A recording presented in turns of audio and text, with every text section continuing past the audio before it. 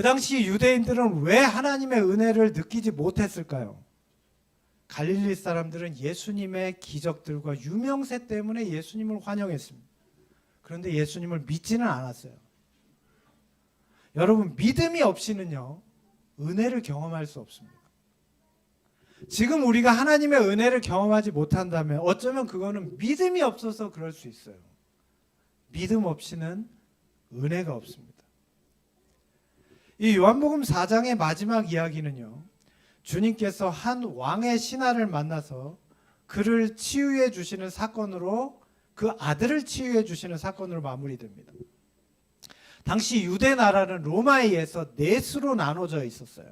그 중에 세 지방은 헤롯의 가문이 다스리고 나머지는 로마의 총독이 분할해서 통치했습니다. 이 갈릴리와 베레아는요, 헤롯의 아들 중에 하나였던 헤롯 안디바에 의해서 다스려졌는데, 이 왕의 신하는 아마도 이 헤롯 안디바의 신하였던 것으로 추측됩니다. 이 사람은 유대인이었고요, 헤롯 가문에 속한 사람이었습니다. 이 신약 성경에 계속 보면 이 누가복음에 헤롯의 청지기 구사, 헤롯의 젖동생 마나엔이라는 인물이 등장하는데, 아마도 이 사람이 주님의 제자가 된 이 왕의 신하가 아닌가, 그렇게 추측할 수 있습니다. 시대소망에는 이 사람에 대해서 이야기하면서 이렇게 시작합니다. 우리 함께 읽어볼까요? 시작.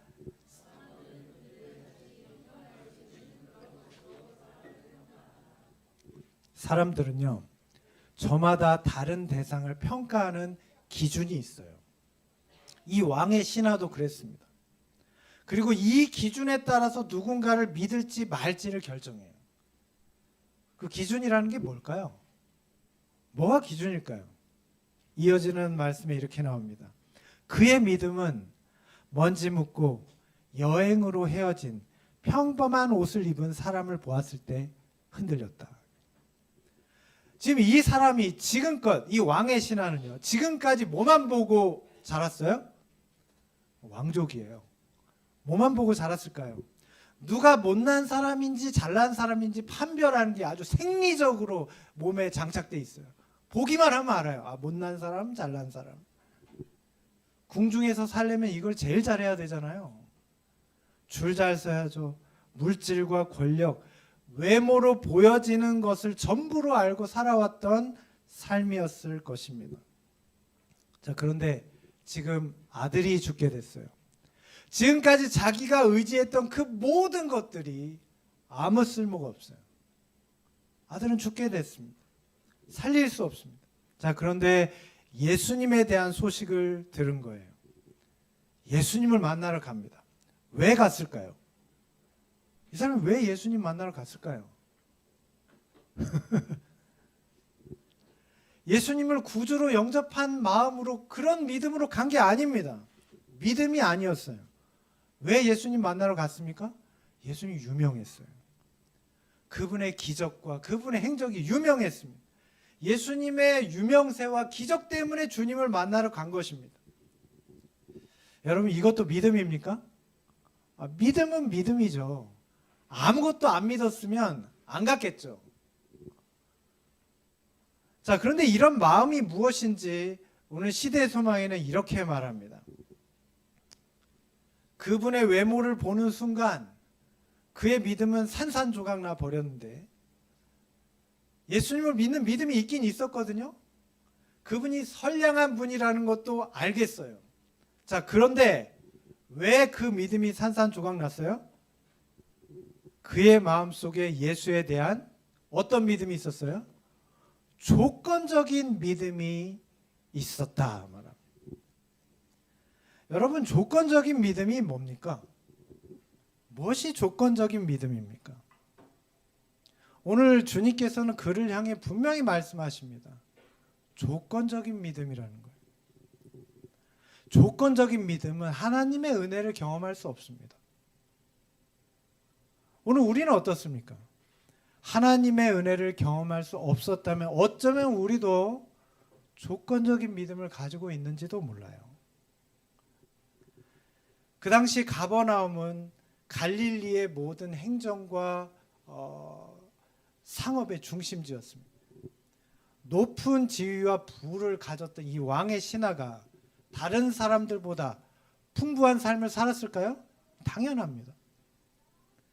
지금까지 살아온 이 사람의 환경과 상황에서 세속적인 부와 권력, 물질적인 풍요는 너무 일반적인 것이 되었습니다.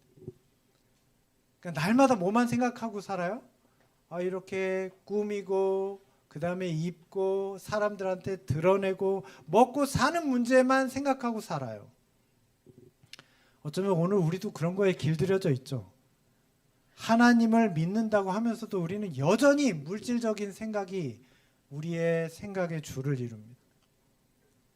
지금도 하나님의 말씀보다는 우리는 상식이나 관념을 따라서 신앙생활을 합니다. 그래서 우리가 드리는 기도를 보면 그 내용을 알 수 있어요. 우리가 드리는 기도의 8알은 뭐예요? 제가 너무 단정 짓는 것 같은데 우리가 드리는 기도의 많은 부분을 차지하는 건 뭐예요? 이렇게 해주시면 좋겠고 저렇게 해주시면 더 좋겠고 이것저것 다 해주시면 더 좋겠고 뭐 이런 내용들이 많습니다. 문제는요, 우리가 이렇게 생각하는 동안 하나님의 은혜는 잘 안 느껴집니다. 조건적인 믿음이기 때문에 그래요. 이 왕의 신하가 예수님의 초라한 외모를 보았을 때 그의 믿음이 산산조각 난 것처럼 믿음이 없던 건 아니죠. 근데 순식간에 없어져 버렸어요. 외모를 보았기 때문에, 조건적이었기 때문에. 오늘 주님께서는 그분께 나온 모든 사람들에게 말씀하십니다. 너희는 기적이나 신기한 일을 보지 않고는 믿지 않는다. 요한복음 4장 48절의 말씀입니다. 여기 분명히 너는이라고 하지 않고 너희는 하셨어요. 자, 그럼 이 너희 중에 누가 포함됩니까? 이 사람 한 사람 말고 많은 사람이 포함돼요. 오늘날 우리도 포함됩니까? 무슨 뜻입니까? 우리가 조건적인 마음으로 하나님을 믿을 때, 다시 말해서 세속적인 유익이나 번영을 조건으로 하나님을 믿을 때 진정한 믿음은 아니라는 것입니다. 왜냐하면 이런 조건적인 믿음으로는 아무런 은혜도 느껴지지 않아요. 시대소망에는 이런 믿음을 이렇게 표현합니다. 흔들리는 믿음이래요. 여러분, 흔들리는 믿음도 믿음입니까? 여기 흔들리는 믿음이라고 그랬으니까 믿음은 믿음이죠. 자, 근데 흔들린다는 것은요, 평안하거나 기쁨이 넘친다거나 그런 마음은 아닙니다. 믿기는 믿는데 안 믿는 것 같기도 한 그런 마음이에요.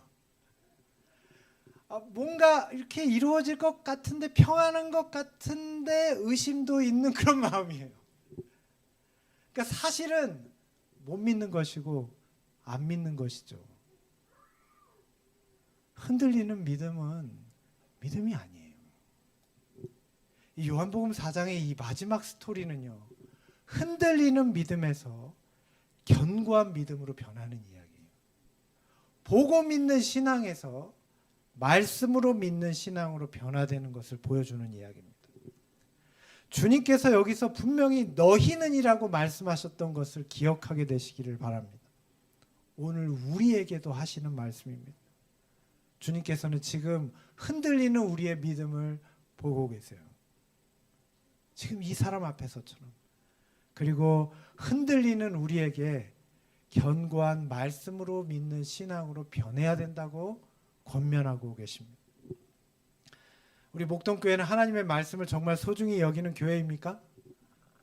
네, 그렇죠. 이럴 때는 크게 아멘 하셔도 됩니다. 우리에게 주님의 말씀은 내 발의 등이고 내 길의 빛이 되십니까? 그렇죠. 분명히 그렇습니다. 그런데 의외로 흔들리는 믿음을 가진 분들도 계신 것 같아요. 말씀드렸듯이 흔들려도 믿음은 믿음 맞습니다. 근데 흔들리는 상태에서는 하나님의 은혜가 느껴지지 않습니다. 왜냐하면 은혜는 받는 사람의 몫이에요. 하나님의 은혜가 나에게 은혜되게 하는 것은 우리의 믿음입니다. 하나님의 말씀을 믿는 것은 흔들리지 않는 견고한 믿음입니다. 우리가 하나님의 말씀을 믿을 때 은혜가 은혜로 다가옵니다. 상황과 조건이 맞을 때만 하나님을 믿는 것은 믿음이 아니라 인정입니다. 인정하는 거예요. 상황이 그러니까. 조건이 맞으니까요. 믿음은요, 아직 인정할 만하지 않을 때, 상황과 조건에 관계없이 하나님의 말씀을 믿는 겁니다. 그러면 믿음이 됩니다. 그러면 은혜가 은혜로 다가오기 시작합니다.